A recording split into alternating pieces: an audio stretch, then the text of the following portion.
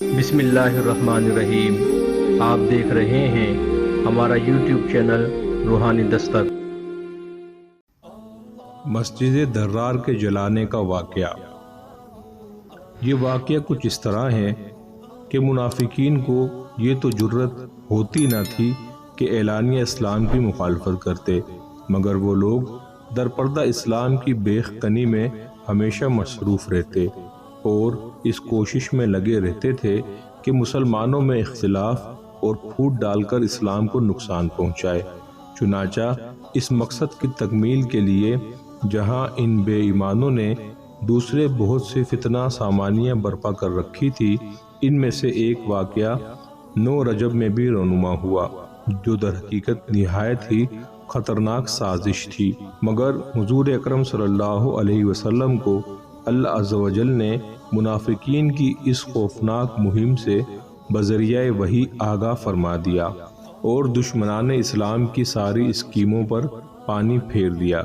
اس کا واقعہ یہ ہے کہ رجب 9 ہجری میں حضور اقدس صلی اللہ علیہ وسلم کو یہ اطلاع ملی کہ تبوک کے میدان میں، جو مدینہ منورہ سے 14 منزل پر دمشق کے راستے پر واقع ہے، ہرقل شاہ روم مسلمانوں کے مقابلے کے لیے لشکر جمع کر رہا ہے۔ آپ نے عرب میں سخت گرمی اور قحط کے باوجود جہاد کا اعلان فرما دیا اور مسلمان جوگ در جوگ شوق جہاد میں مدینہ کے اندر جمع ہونے لگے۔ ابھی نبی کریم صلی اللہ علیہ وسلم تیاریوں میں ہی مصروف تھے کہ منافقین نے وقت سے فائدہ اٹھاتے ہوئے سوچا کہ مسجد قباء کے مقابلے میں اس حیلہ سے ایک مسجد تیار کریں کہ جو لوگ کسی عذر کی وجہ سے مسجد نبوی میں نہ جا سکیں، وہ لوگ یہاں نماز پڑھ لیا کریں۔ اور منافقوں کا خاص مقصد یہ تھا کہ اس مسجد کو اسلام کی تخریب کاری کے لیے اڈا بنا کر اور اس میں جمع ہو کر اسلام کے خلاف سازشیں کرتے اور اسکیمیں بناتے رہیں اور شاہ روم کی خفیہ امدادوں اور اسلحہ وغیرہ کے ذخیروں کا اس مسجد کو مرکز بنائیں اور یہیں سے اسلام کے خلاف ریشہ دوانیوں کا جال پورے عالم اسلام میں بچھاتے رہیں۔ یہ سوچ کر منافقین خدمت اقدس میں حاضر ہوئے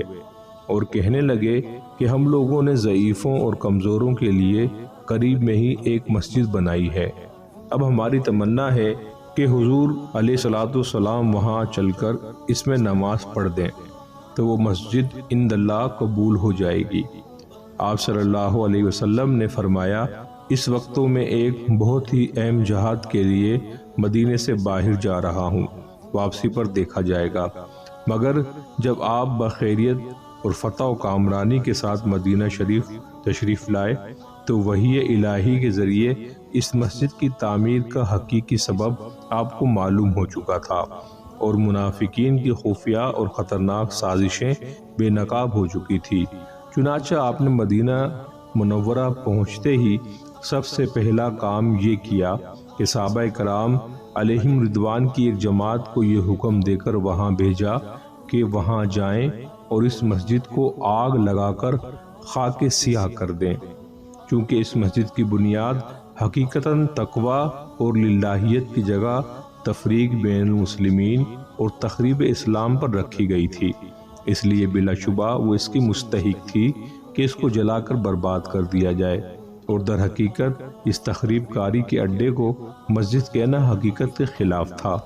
اس لیے قرآن مجید نے اس حقیقت حال کو ظاہر کرتے ہوئے اعلان فرما دیا کہ یہ مسجد تقوی نہیں بلکہ مسجد درار کہلانے کی مستحق ہے۔ ملاحظہ فرمائیے اس مسجد کے بارے میں قرآن مجید کے غضبناک تیور اور پرجلال الفاظ کیا ہیں، اور وہ جنہوں نے مسجد بنائی نقصان پہنچانے کو اور کفر کے سبب اور مسلمانوں میں تفرقہ ڈالنے کو، اور اس کے انتظار میں جو پہلے سے اللہ اور اس کے رسول کے مخالف ہیں، وہ ضرور قسمیں کھائیں گے ہم نے تو بھلائی چاہی اور اللہ گواہ ہے کہ وہ بے شک جھوٹے ہیں۔ اس مسجد میں تم کبھی کھڑے نہ ہونا، بے شک وہ مسجد کے پہلے ہی دن سے جس کی بنیاد پرہیزگاری پر رکھی گئی ہو اور وہ اس قابل ہے کہ تم اس میں کھڑے ہو، اس میں وہ لوگ ہیں کہ خوب ستھرا ہونا چاہتے ہیں اور ستھرا اللہ کے لیے۔ امید ہے آپ کو ہماری آج کی یہ اسلامی ویڈیو پسند آئی ہوگی۔ شکریہ۔